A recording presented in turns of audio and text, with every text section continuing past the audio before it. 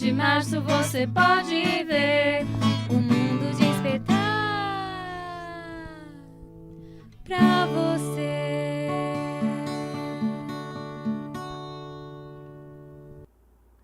Olá pessoal, como vocês estão? Ficamos um tempinho longe, né? Todo mundo descansou, as férias, Natal, Ano Novo. Desejo a vocês um ano de realização, um ano de prosperidade, um ano de saúde, um ano de amor. O amor é inexplicável.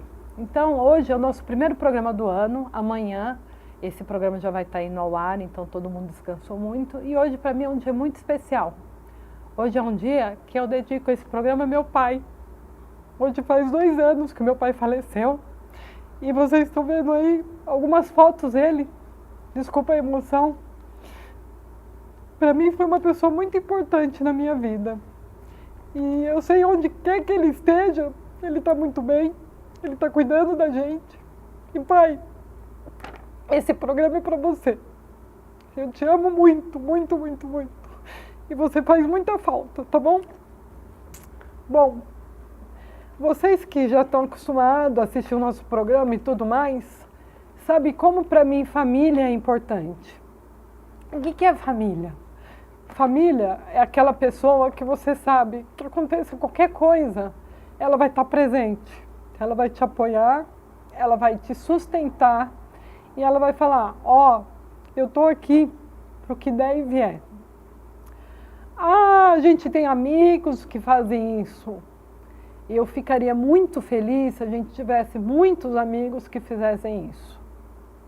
No meu caso, amigos não são tantos, mas eu sei que são amigos verdadeiros. Para vocês também, vai meu amor, vai meu oi especial. E eu sei que quem é meu amigo sabe para quem eu estou dedicando esse programa, tá bom? Bom, vamos começar de vez. Hoje nós vamos falar de um assunto assim muito importante. E por que eu acho muito importante trazer isso para mim da UEUP? Muitas vezes pessoas que nunca viram o nosso programa ou não nos conhecem acham que o nosso programa só trata sobre a síndrome de Down. E a gente não sabe que não é isso. Primeiro que o nosso mundo é muito amplo para a gente tratar apenas a síndrome de Down? Não, mas a gente sabe que tem tantas outras necessidades especiais, tantas pessoas que precisam que se fale sobre as coisas que estão acontecendo, sobre as necessidades que acontecem. Vocês já viram, nós temos aqui a nossa fono, que vem sempre aqui a Fernanda. Fernanda, um beijo para você. E a gente sabe, a Fernanda esteve aqui no nosso primeiro programa e sempre quando a gente pode, a gente traz a Fernanda. A Fernanda cuida da Sofia na parte de fono. Toda pessoa com síndrome de Down precisa desenvolver a parte da fono. Mas a gente está lá na clínica Comunicare, que nós já fizemos um programa especial para a Comunicare, e a gente vê pessoas com autismo. Nós vamos falar um pouco do autismo, explicar toda a complexidade do autismo. Eu acho que 1, 2, 3, 5 programas, acho que não daria sobre a complexidade, mas a gente sempre tenta falar alguma coisa sobre o nosso querido mundo azul, né, que a gente tenta participar, a gente vai nas caminhadas e a gente achou isso muito interessante. Falando com a Nick, que depois ela vai estar num segundo programa aqui conosco, com a Daniela, que também já esteve aqui, eles falaram assim, a gente acha tão importante falar e divulgar e trazer pessoas que conheçam o autismo e que podem falar alguma coisa. Então, por isso, nós estamos aqui hoje com um psicólogo, com um professor, o Adonis Tomé. Então, Adonis, primeiro de tudo, eu queria te agradecer muito a tua presença. A gente estava falando um pouco antes, eu falei assim, eu nem quero falar tanto com ele antes nos bastidores, para a gente realmente ser uma conversa e a gente entender a importância do psicólogo, entender a importância, de fato, quando uma criança precisa passar e precisa conhecer, né? E os pais entenderem. Então, assim, eu perguntei, né? O Adonis vai se apresentar, eu falei assim, a gente pode tratar todos os assuntos e sem problema. Ele falou assim, não, Dani, eu acho importante que a gente, nessa conversa, realmente, e eu até conversei com o Adonis, falei, Adonis, se tiver alguma coisa que nós não tratamos, por favor, fale da importância.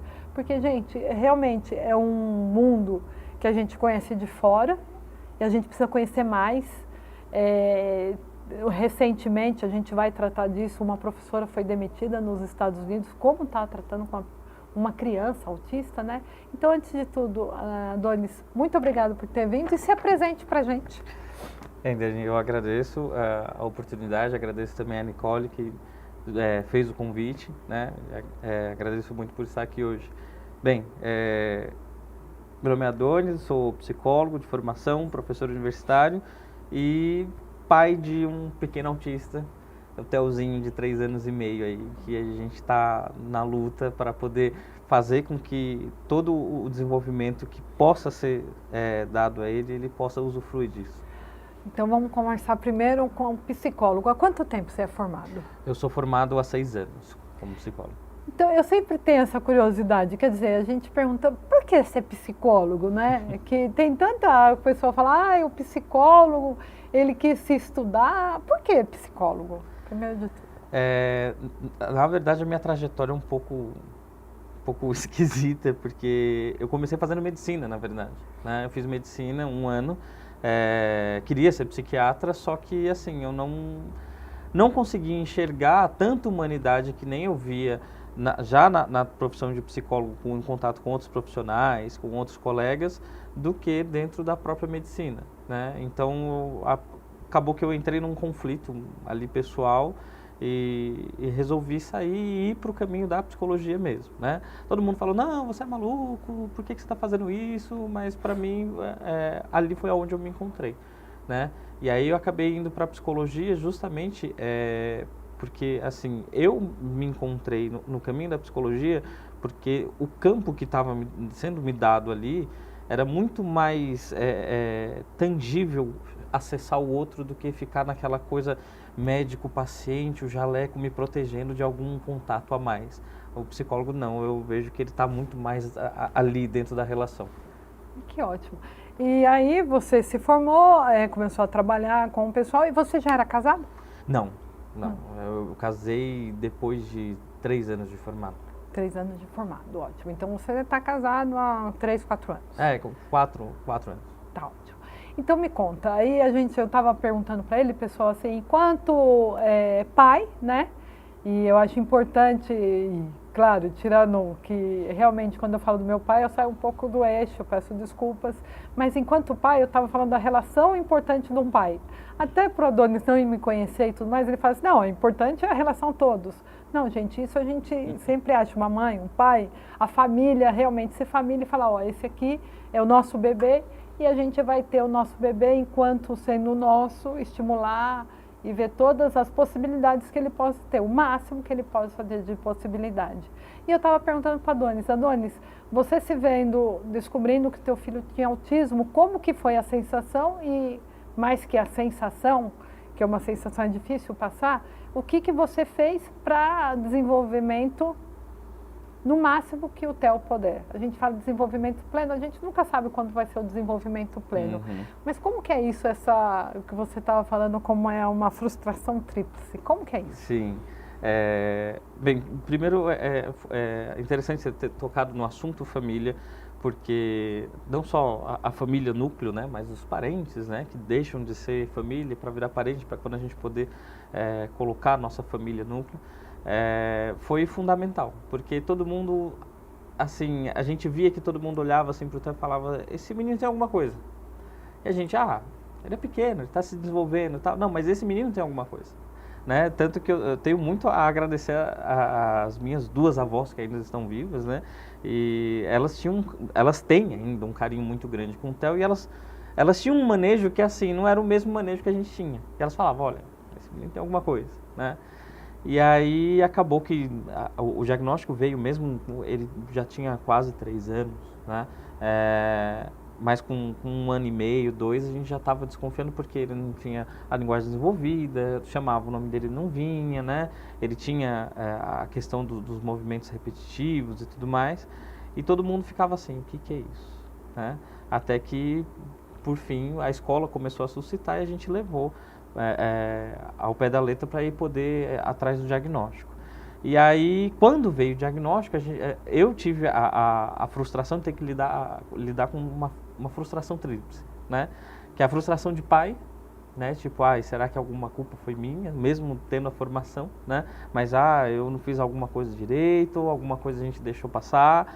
A frustração de marido, né? Porque, querendo ou não, fica aquela angústia da minha e a angústia da minha esposa e eu querendo ajudar meu filho, ao mesmo tempo ajudar minha esposa e tentando levar tudo dentro de uma normalidade.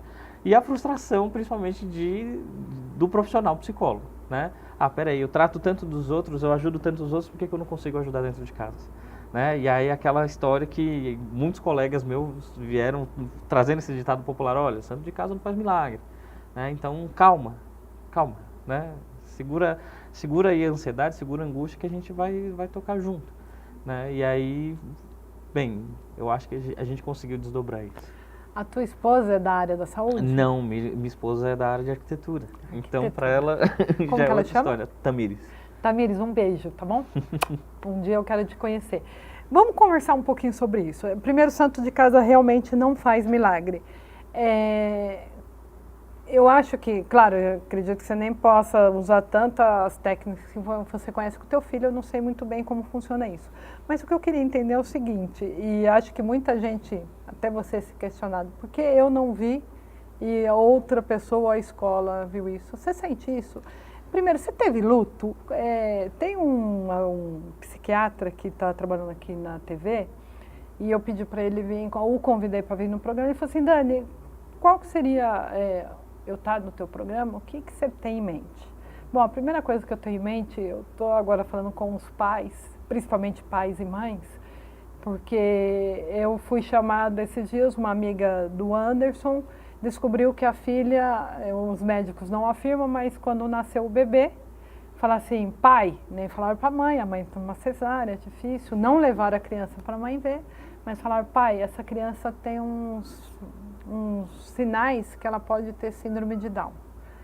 E aí nós fomos convidados, depois de 2 dias, que a mãe sentiu que podia conversar com alguém, pediu para a gente conversar, mas a mãe começou a chorar e falou assim, eu estou sendo preconceituosa porque eu estou chorando que meu filho vai ter síndrome de Down. Eu falei assim, calma, eu não acho que você está sendo preconceituosa. Primeiro de tudo, eu não vejo preconceito nisso. O que eu vejo é que ela tinha uma expectativa com o filho, e quando tem a notícia que tem síndrome de Down ou autismo, essa expectativa é frustrada no momento que é uma coisa totalmente diferente. Então, eu não vejo isso como preconceito. Eu, não sendo da área de psicologia, psiquiatria nem nada, mas eu acho que é um luto. E eu acho que o luto tem que ser vivido. Não sei, também talvez eu esteja totalmente errada. Eu acho assim que você tem que ter um período para você chorar. Você chora bastante, chora. E depois você vai precisar ajudar uma outra pessoa. Eu não sei, isso realmente, como que é tendo esse luto, essa expectativa, sendo um profissional da área? Como que funcionou na tua cabeça isso? Eu acho que o luto, na verdade, não é nem pela situação ou pelo diagnóstico em si. Sim, você experiencia um luto, mas um luto de, assim, justamente o luto da tua expectativa. Você tem expectativa de teu filho crescer, de ele começar a engatinhar, de ele começar a falar, dele poder chamar papai, mamãe e apontar para um balão, e aí isso não começa a acontecer. Então você começa a se angustiar, você começa a se frustrar, e aí de fato começa aquela dúvida enorme, não só a dúvida não só como profissional, mas principalmente a dúvida como pai, assim, o que eu faço agora, né?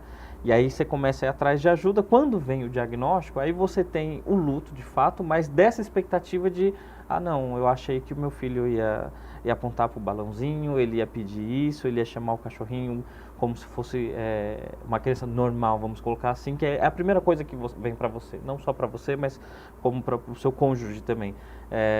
Essa coisa de, não, mas ele não é normal. Eu acho que esse é a primeira batalha que você tem com você mesmo. Né, de assim, o que é normal, né? Isso você tem que colocar em jogo, você tem que de fato malograr isso para você falar, não, agora é o jeito dele, é o jeito dele de ser no mundo, é o jeito dele de funcionar, é o jeito dele de ser carinhoso, é assim, né? E não ficar comparando. Eu acho que é péssimo isso, eu acho que é a pior coisa, assim, é um veneno que a gente toma, querer comparar a criança autista, a criança com Down, com qualquer outro tipo de criança. Eu acho que isso é um veneno que os pais tomam. Entendi, é um veneno que os pais tomam. Gente, isso eu achei maravilhoso. Muitas vezes a gente conversa com outros pais e assim, a primeira coisa, eu queria falar um pouquinho do laudo, como sabe, porque é tão difícil assim, você não tá, mas como é difícil, como é caro e se a gente puder depois instruir as mães. E gente, eu estou saindo totalmente da pauta que a Nick tinha me sugerido, né? Depois a gente volta, né, aqui na pauta, mas eu acho assim, tão importante porque não comparar e a gente assim saber. E muitas vezes a gente está indo para um universo totalmente desconhecido, né? Essa é a primeira coisa, para a área da saúde nem tanto, mas é um universo desconhecido. E saber que você vai lutar uma batalha diária, né? Sim, exatamente. E ao mesmo tempo que assim, você se frustra com algumas coisas, angustia muito, principalmente quando você, primeiro dia de escolinha, depois de um ano de escolinha você vê, nossa, mas aí de novo você cai no erro de ficar comparando com outras crianças, mas quando você se habitua com isso e isso para de estar em primeiro plano, cada pequeno avanço é uma vitória assim que você tem um regozijo em cima disso que não é indescritível, né? O simples fato de conseguir sugar no canudinho o todinho. Isso assim, eu já vi não só minha esposa, mas como outras mães assim, descrever esse fato chorando, assim, ele não conseguia sugar o suquinho da caixinha. E isso ser uma vitória. Não, e eu vou te contar então um fato, Adonis, o que acontece. A Sofia não conseguia, claro, não conseguia.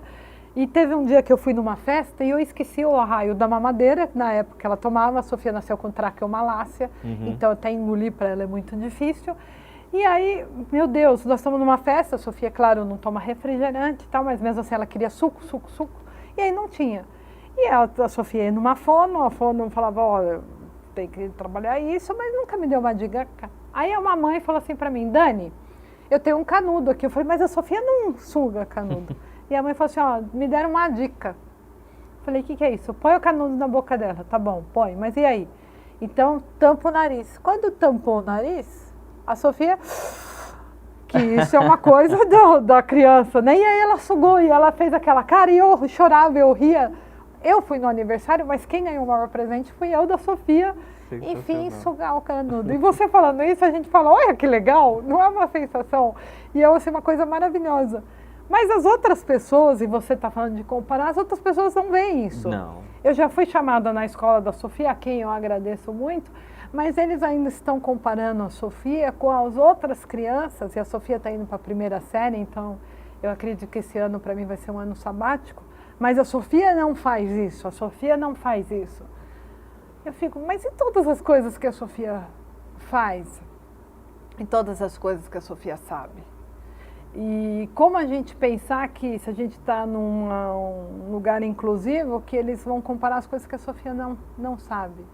Claro, eles não estão errados, mas como, né? Mas a Sofia, um dia me falaram, a Sofia está na letra F. Eu falei, e o pessoal da sala, está em que letra? Aí eles estão na letra J. O F para mim do J está tão perto, mas para a escola está muito longe, né? É uma coisa assim muito... Sim. Muito séria, né? E aí acaba que a gente entra eu acho que é quase que um erro, né, tanto da área da educação como da área da saúde, que eu acho que é bem perigoso para qualquer tipo de criança que esteja dentro de algum espectro. De querer diagnosticar, de querer avaliar, mensurar o desenvolvimento da criança nas faltas. Né? Tem a falta da fala, tem a falta do contato, tem a falta da interação social. Não é só isso. Né? O autismo, Down, não é só falta. Né? A gente sabe justamente a peculiaridade de cada criança, o desenvolvimento dela. É um jeito de ser único. Né? É uma coisa engraçada, assim, quando junto os sobrinhos todos lá dentro de casa, mais o Theo, e aí assim, todo mundo vê, porque fulano já fala, fulano já faz aquilo. Tá, mas quando você joga os brinquedos todos ali, o Theo, principalmente, ele tem um jeito de brincar muito peculiar dele que nenhuma outra criança tem. Né? Ele organiza de um jeito que às vezes nenhum adulto consegue organizar. Então assim, será que é só na falta que a gente tem que se pautar? Né? E aí o meu projeto de mestrado entra justamente criticando isso. Né? Tipo, não é só na falta que a gente tem que estar aqui. E aí eu queria... Nós estamos com 2 alunos dele aqui no estúdio, nós vamos gravar um novo programa e a semana que vem vocês vão ter isso. Mas assim, como fazer isso? Tudo bem, o estudante de psicologia, teoricamente, ele vai ter esse olhar, mas a gente vê alguns estudantes que parece que estão lá, né? Como que você trata isso? Não dá vontade de falar, olha, como que você faz isso? Geralmente o que a gente costuma fazer, né, como professor, é fazer com que isso seja provocativo mesmo, né? Você colocar uma interpretação para provocar uma interpretação por parte dos alunos, não que você esteja induzindo a algum tipo de ideologia ou induzindo a um tipo de, não, esse aqui é o jeito certo de pensar, e sim fazer com que ele se questione a todo momento, né?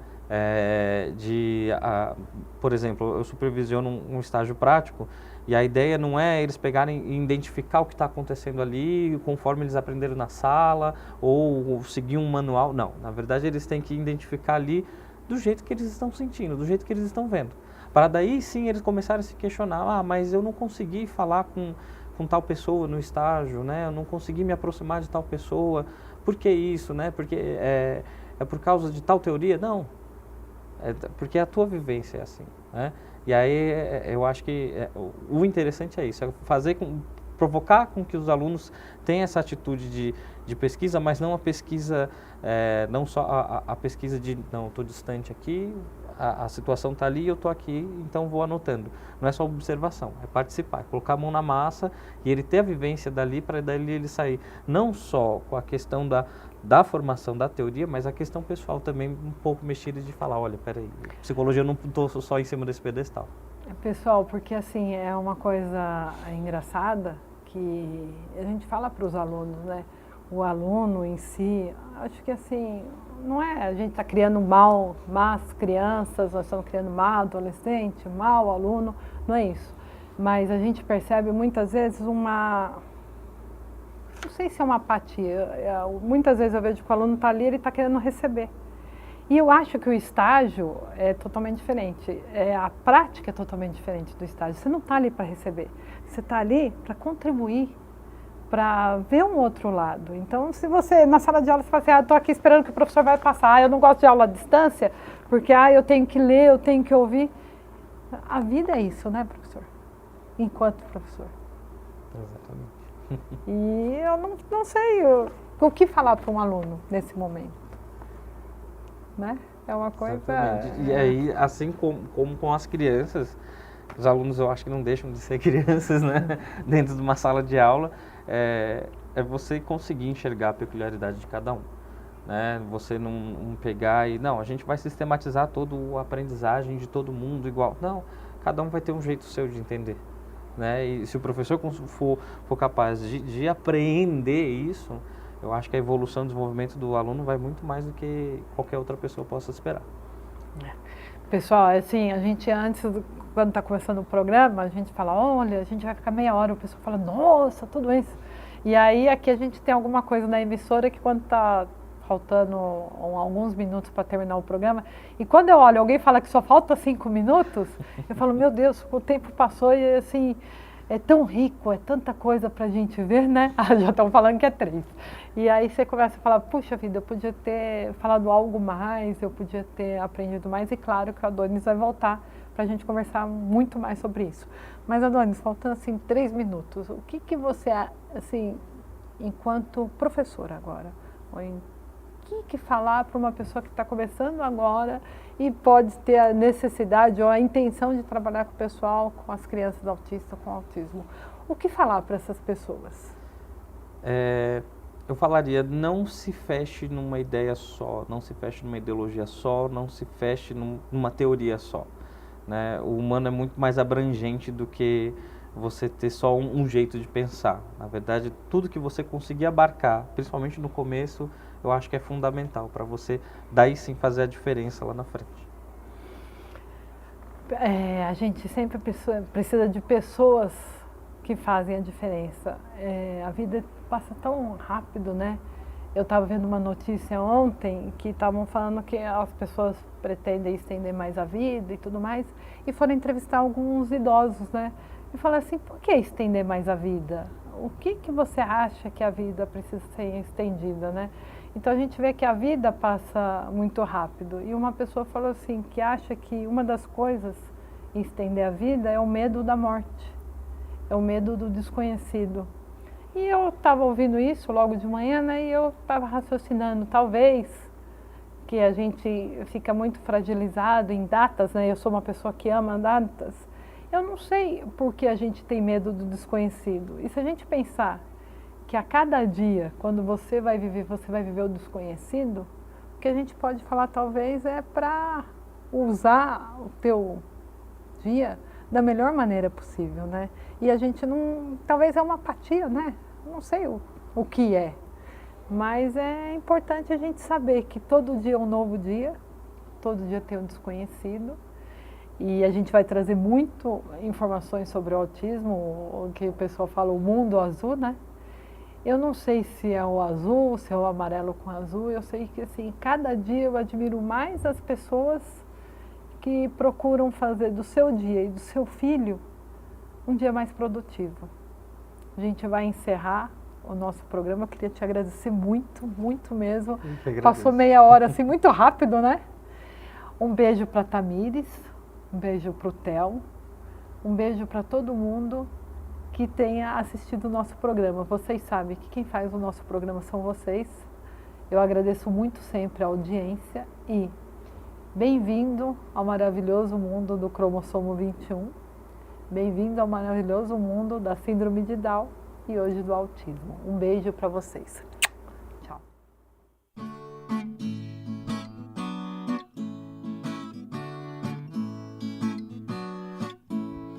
Eu vim para encantar você, eu vim para despertar em ti algo diferente que você vê e que só existe em mim. A maneira Down Up de ser, em 21 de março você pode